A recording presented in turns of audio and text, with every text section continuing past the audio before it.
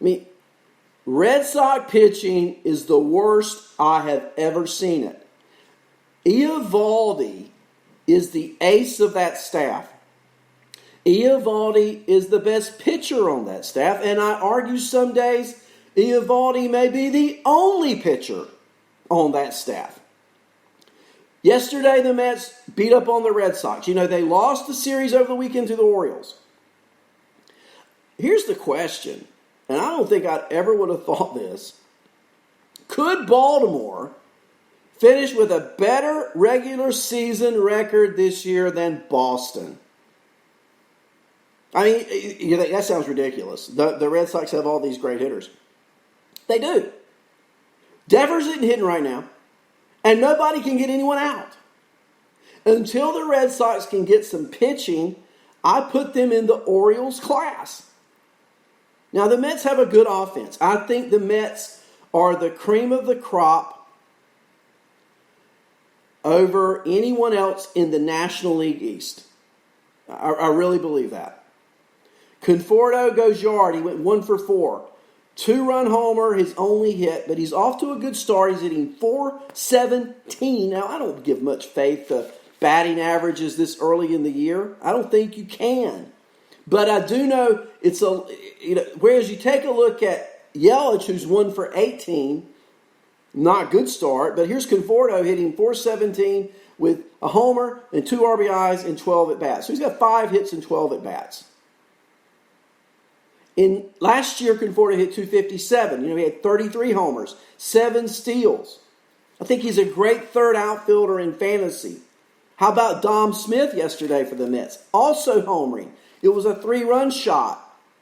He served as the designated hitter his first start of the year. Cespedes took a seat yesterday. Look for that to happen. I think that Cespedes will play like every third out of 4 days. I think he'll play 3 and have a day off. I think he could be an impact bat in the 3 games that he plays, but only days off. Look for it to be against a right-hander, and look for Dom Smith to get those at bats.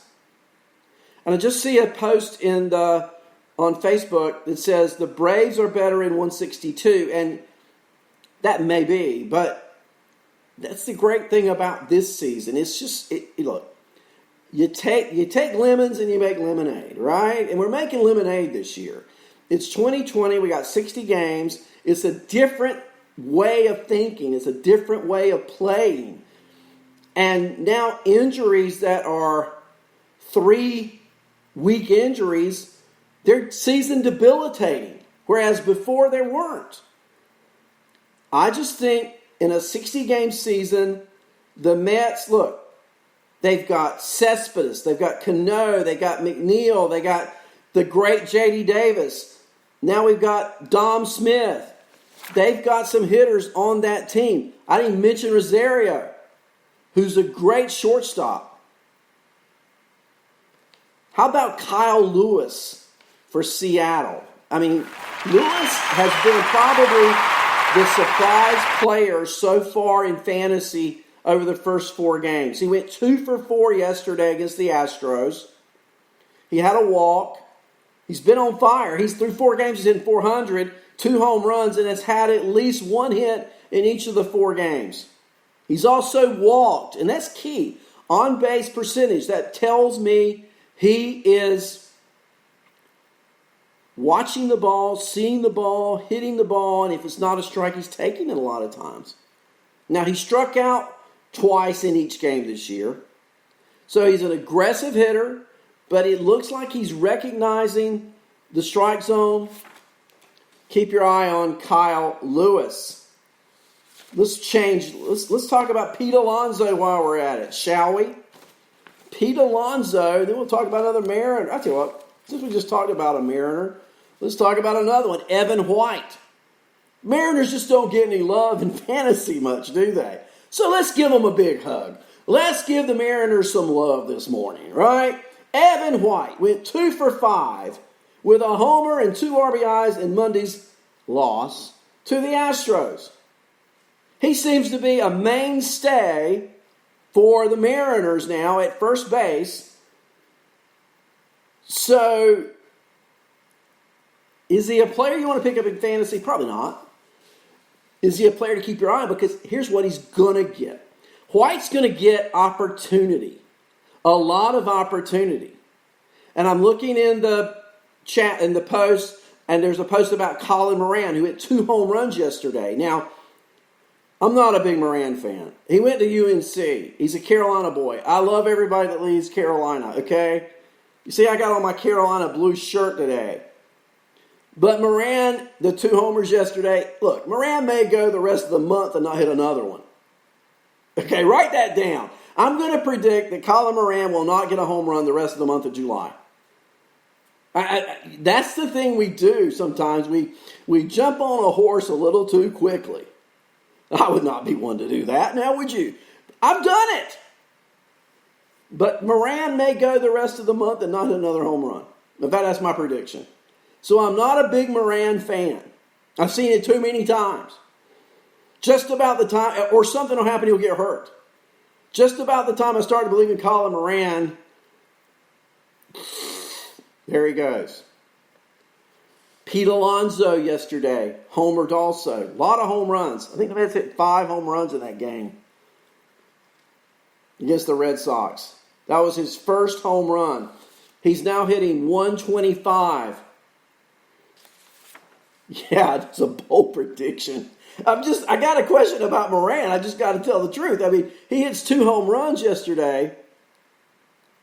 And so I think he is fool's gold. I think it's a fluke. Look, someone just posted he had an opening day home run the last 3 years at PNC. That's right. And what's he done after that? And that's why he's not going to hit another home run for a little while. I mean, just the history is your best predictor of future events. And that's the future event. Seth Lugo earned a save yesterday. You know, for as violent, as inconsistent as some of the Met relievers can be, the model of consistency there is Seth Lugo. He pitched the final inning and a third, allowing no hits, no walks, struck out 1. He cannot pitch on back-to-back days. It's unlikely the Mets will stick with him in the 9th inning. However, Diaz has blown already a save in just 2 opportunities. He had an abysmal 2019.